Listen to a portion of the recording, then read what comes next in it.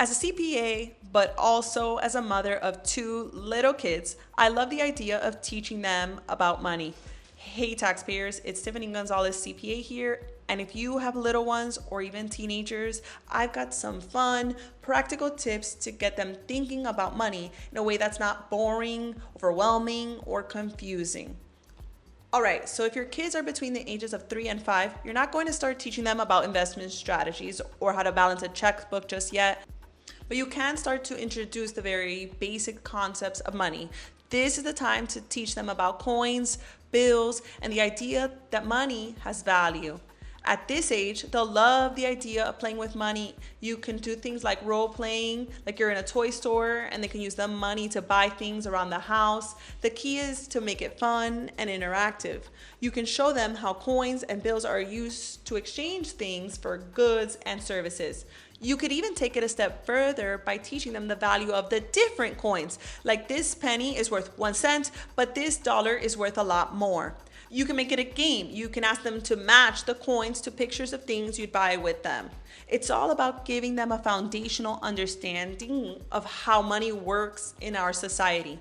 Now, when they're between the ages of 6 and 8, we start introducing the idea of earning money. At this stage, kids are ready for some responsibility and they can handle small chores.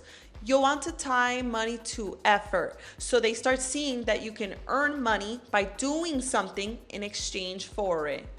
You can start simple. You can give them a small allowance for completing basic chores around the house, whether it's setting the table, cleaning their room, feeding the pets. The idea here is that they are working in exchange for the money. At this age, you can also start teaching them about saving. If they get $5 as an allowance, explain that they can keep it all, but they should try to save some of it for something special later on. A simple savings jar or even a fun app can help kids visualize this concept. You could also offer to match their savings, helping them understand that when they save, they actually earn more. When they reach the ages of 9 to 12, this is where we can start diving into a bit more detail about money. Now they're old enough to handle some basic budgeting techniques. If they have an allowance or birthday money, help them create a simple budget after receiving it. You can create the budget together. You can use categories like spending, saving, and giving.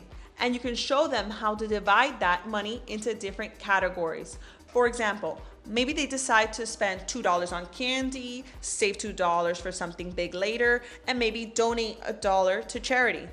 Budgeting at this age doesn't have to be super complicated. It's more about helping them understand that money isn't unlimited and that making choices is a big part of managing what they make.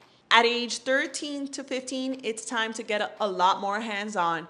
You can introduce them to a real-world concept, a bank account.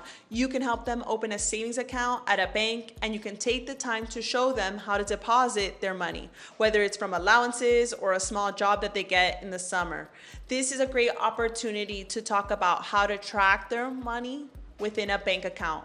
You can show them how to use an online banking app or even a ledger to record the deposits and withdrawals. It's also a chance to introduce them to some basic financial concepts like interest and compounding. Now, when they hit the 16 to 18 range, we're getting into more real-world financial concepts. This is when they're getting their first job, starting or saving for a car, and perhaps even looking at the idea of borrowing money. You can start talking about the importance of a credit score, the difference between credit and debit cards.